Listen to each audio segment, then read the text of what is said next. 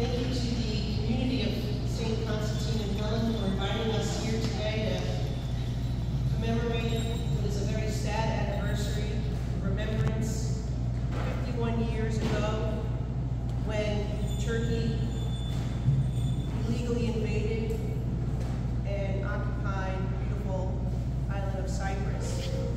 We're blessed today to be joined with our ambassador and consul general, our good friends from the Cypriot American Federation, my good friend Phil Christopher, who's been a leader in the effort for justice for Cyprus for the past 51 years. I think it's important for us to take a moment and reflect on the tragic events 51 years ago, and particularly that there are so many individuals who lost their lives, who lost their loved ones, who lost their homes, who lost their homeland. And to this day, we continue to fight, we continue to push for justice for Cyprus.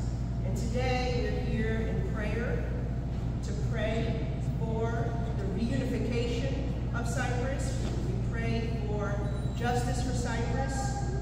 And we also pray that those who were forced to flee their homeland and leave their families, in many cases, behind, will have the opportunity to return home. And as a member of Congress, this is one of the things that I speak about very often, in trying to educate my colleagues about the unjust, illegal activities that occurred. And we are continuing to push for legislation that would help Cyprus, whether it's lifting of the embargo, so they have access to the weapons it needs to defend itself. We have legislation we think is a very good chance that we get it in the National Defense Authorization Act that would allow either for it to be permanent or the review be every 5 years as opposed to annually. We continue to push the administration, whether it was the previous one or this one, to not allow for Turkey to have access to F-35 jets.